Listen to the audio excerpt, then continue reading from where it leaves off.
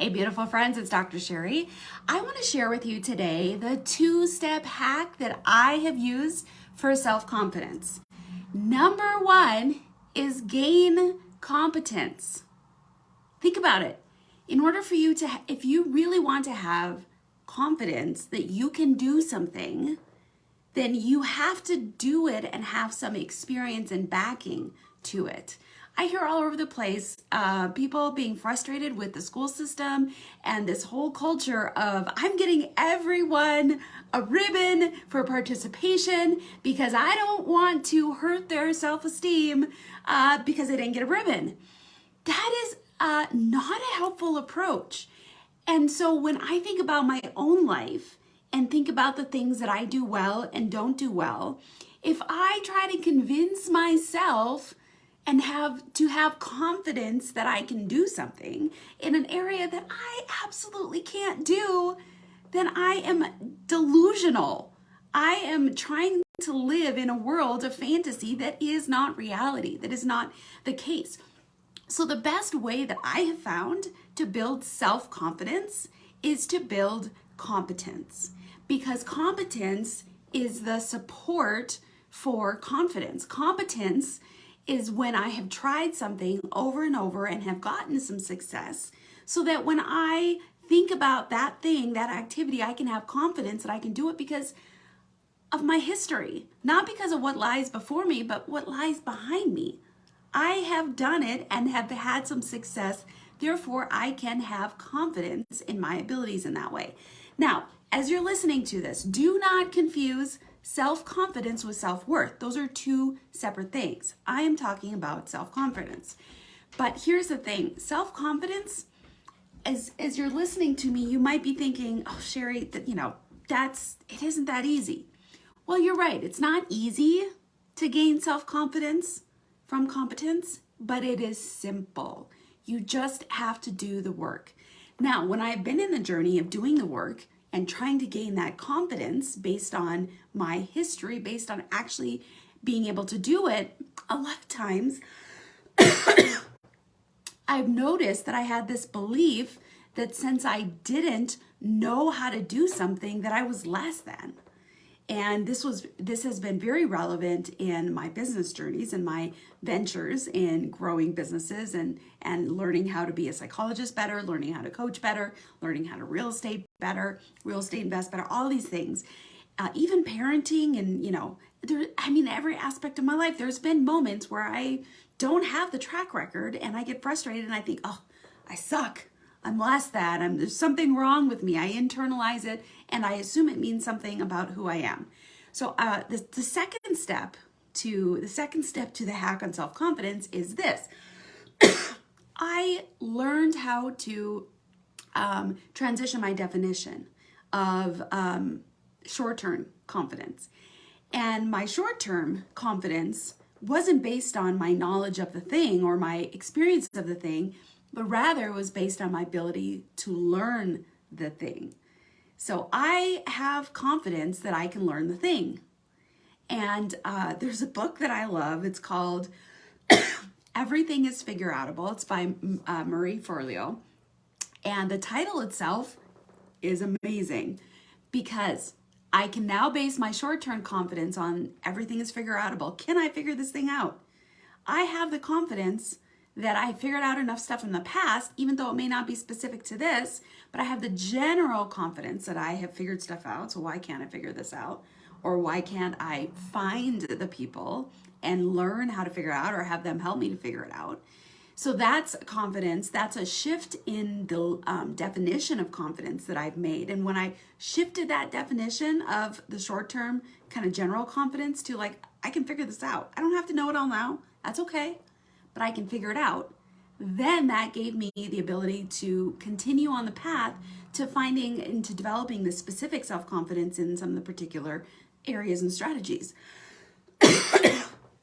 So 2 steps, just to recap. Step 1 is do it. You really don't, how can you have confidence in being a mom if you've never been a mom? How can you have confidence as an entrepreneur if you've not ever been an entrepreneur? or a successful one that, you know, has been able to grow something. Maybe you're just at the start. That's okay. You don't have to have self-confidence in that moment. But the second step to the hack is, do you have a track record of figuring things out that you can harness and depend on? Yeah, I can figure it out. Change your definition so that you can use that as the starting point of this confidence in a particular area. So, for example, from my own life, being a mom, I have a lot of confidence in being a mom. And first of all, do not confuse confidence with arrogance, because somebody can have self-confidence and not be arrogant. In fact, my value system says we should work on developing self-confidence, and we should also not be arrogant. But I have a lot of confidence as a mom. Doesn't mean I'm perfect, but hey, I've got 4 kids. I have a master's in marriage and family therapy that focused on the dynamics in a family. I have a doctorate in psychology, and through that process, I learned about developmental psychology. I have had a parenting coach myself. I am very self-aware. I spend a lot of time in personal development. I'm very self-aware at what I do and reading people, and that in emotional intelligence, I have worked and have that pretty well. I've also had a lot of conversation with my kids and have seen my impact on them in their own choices and their own life. Again, I'm not perfect and they're not perfect, but I have confidence in my mothering ability because of all of those things. So I have a track record. I have some competence. Therefore, I can have justified confidence. And secondly, let's look at coaching. Okay, I'm a coach. I'm a high performance coach. I've been helping people with problems solving and improving their life and getting through their problems for over 20 years. So I have a track record. I have trained therapists in the process. I have trained other coaches in the process. I have been in therapy myself. I have also been the recipient of coaching. In fact, at any given point in my life now, I have a coach of some sort because I think it is that important. And through this process, I get feedback all the time. Sometimes I get it from my clients, but honestly, the most valuable feedback is from other professionals, other coaches. So every week I am getting feedback on my ability to connect, interact, to incite change, to help inspire people. So for all of those reasons, I have a lot of confidence in my ability as a coach. Because of all of those reasons, not because I think I'm amazing and because I have deluded myself in this grandeur idea that I can do all this stuff but have no track record. No, I have confidence because I have done a lot of things and I've gotten feedback and I've grown over the journey. But through the journey, when I didn't have that level of confidence in my abilities to do the things, it has helped me to have that definition that generalized confidence can come from the fact that I have demonstrated to myself that I can figure things out. I've gone through a lot of crap in life. I've gone through a lot of barriers. I've hit a lot of walls. I've made a lot of mistakes in business and personal life, and I've figured out how to recover, how to repair and mend those things. I figured out what not to do next time, all of these things. So when you are traveling through life, how can you harness, these are the questions for you to think about. How can you harness for general self-confidence? How can you harness the fact that you've figured things out in the past, remind yourself of that and shift your definition of general confidence to that, and then specific self-confidence?